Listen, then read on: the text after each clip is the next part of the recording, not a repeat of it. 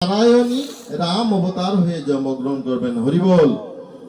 আর একবার রাম নাম নিলে শত পাপ হরণ হয়ে যাবে, একবার নাম নামে সব মুক্তি হয়ে যাবে। তিনি কি করেছেন, রাজাকে 3বার রাম নাম শোনাচ্ছেন, হরিবল।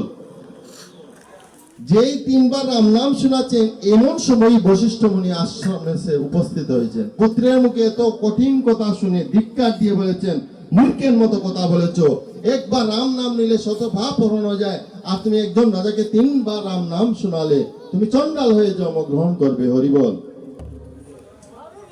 ওই বশিষ্ঠ মুনির ছেলে ত্রেতা যুগে ঘোক চন্ডাল হয়ে জন্মগ্রহণ করেছে এবং রামের চরণ স্পর্শে মুক্তি লাভ, হরিবল। ওই যে ভগবান সান্নিধ্য লাভ করেছেন, একজন গুরুপুত্র হয়ে অভিশপ্ত হয়েছেন, পিতা অভিশাপ্তে ওই রামের চরণ স্পর্শে মুক্ত হয়েছেন।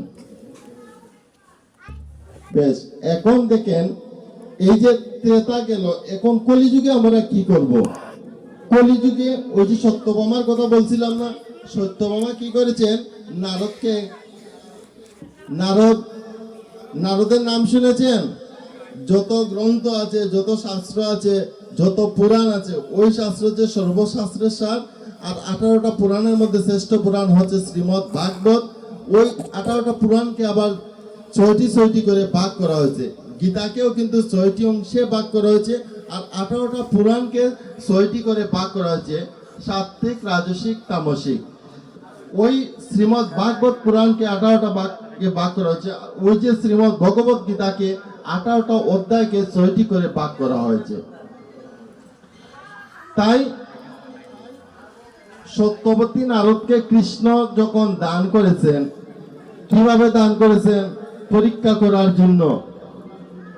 সত্যভামা যখন নারদকে কৃষ্ণ দান করেছিলেন, এই কৃষ্ণ দান করার পর এখন এই যে অষ্টম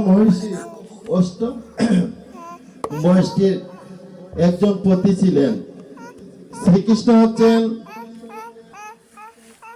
16 কোটি গোপিনী আর একা কৃষ্ণ। 16 কোটি গোপিনী একজন মাত্র কৃষ্ণ। একজন কৃষ্ণকে ওই পুরুষ শিরোমণি শ্রীকৃষ্ণ, আর সবাই নারী। আমরা সবাই নারী, আর জগতের প্রতি একজন জগৎপতি শ্রীকৃষ্ণ। ওই শ্রীকৃষ্ণ এমন এক পরীক্ষা। ভগবানের কথা আলোচনা করতে হলে কিন্তু অনেক কিছু ভিতরে এসে যায়, তখন আরেকটি কথাকে মানে পিছনে ফেলে রাখা হয়।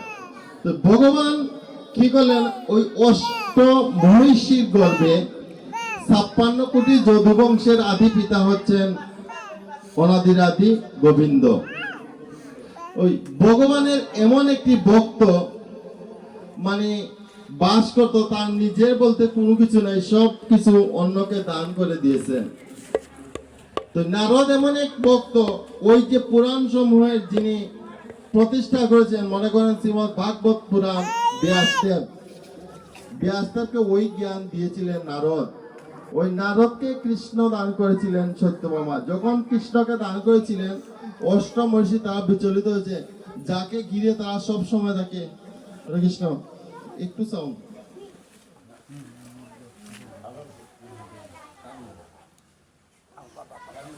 যাই হোক, এখন যখন কৃষ্ণকে দান করেছেন, তখন তাদের মধ্যে আর্তনাদ শুরু হয়ে গেছে, কৃষ্ণকে তো নারদ নিয়ে চলে যাবেন। তখন তারা কি করেছে, নারদ প্রশ্ন করেছেন, তোমরা কি কৃষ্ণকে আমাকে দিবে না? তাহলে কৃষ্ণের সমতুল্য যত ধন রত্ন আছে, মানে কৃষ্ণর যত ওজন, সব ধন রত্ন নারদকে দেওয়ার জন্য। এখন একদিকে কৃষ্ণ আর একদিকে দ্বারকার যত ধন সম্পদ আছে দাড়িপাল্লার মধ্যে রাখা হয়েছে, হরিবল। কিন্তু সব ধন রত্ন রেখেও কৃষ্ণর সমতুল্য হয় নাই। অষ্টম মহর্ষি তো এখন অবাক, এখন তো কৃষ্ণকে নিয়ে যাবে, এখন কি করবে? হঠাৎ উদ্যোগ এসে একটি তুলসী পত্রের মধ্যে কৃষ্ণ নাম লিখে ওই দাড়িপাল্লার মধ্যে দিলেন, হরিবল। যেই দাড়িপাল্লা দিলেন, ওই দেখা যায় যে নামের এত মহিমা, নামের এত ওজন, ওই দাড়িপাল্লাটা কৃষ্ণ নামের চেয়েও অনেক ওজন। তখন তো তারা কৃষ্ণ নিতে পারলো না, নারদ। তো নামাবাসে মুক্তি। শ্রী চৈতন্য গৌরাঙ্গ মহাপ্রভু সৃষ্টাষ্টকমে বলেছেন, নামান্নাকারী বহুদা নিজ সর্বশক্তি স্তোত্রাপিতা। অনেকে কি করে নামকে প্রকাশিত করে যে আমি পণ্ডিত অমুক, আমি পণ্ডিত অমুক, আমি একজন বিশিষ্ট ডাক্তার, আমি একজন বিশিষ্ট শিক্ষক, এইভাবে নাম প্রচার করে। আসলে ওই নামটার কথা ভগবান বলেন নাই। ভগবান বলেছেন ওই শ্রী চৈতন্য গৌরাঙ্গ মহাপ্রভু প্রবর্তিত যে নাম 16 নাম 32 অক্ষর, ওই নামটার কথা সবাইকে উদ্দেশ্য করে বলা হয়েছে যে ওই নাম নিলে আমাদের মুক্তি। তুলসী দোলমাত্রেন জলস্য চুলকুনি বা বিক্রিনীতে সবাত্মানম বক্তব্য বক্ত বৎসল্য হরি।